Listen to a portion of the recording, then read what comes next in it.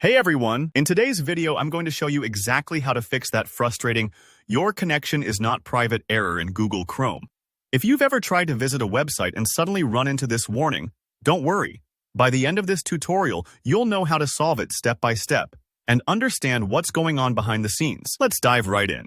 So, what causes Chrome to stop you in your tracks with that privacy warning? Usually, it's because the browser suspects there's an issue with the website's SSL certificate.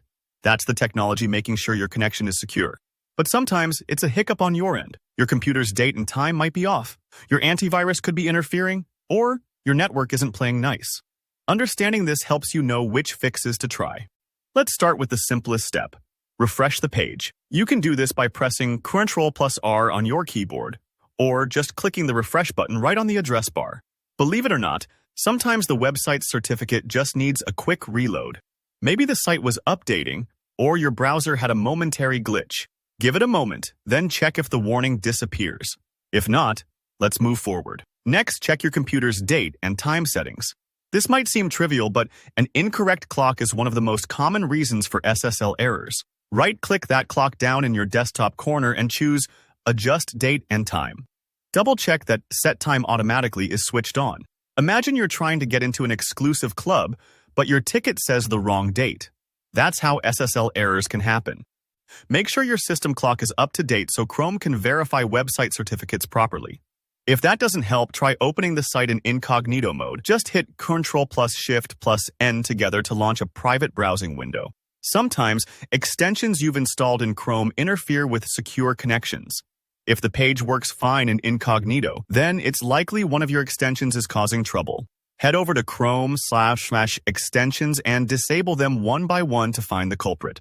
Don't worry if this takes a few tries. Just be methodical and patient.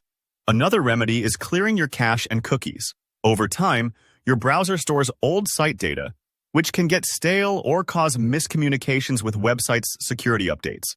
Go to Chrome, Settings, Clear Browser Data, select both cached images and files, and cookies, then hit Clear Data.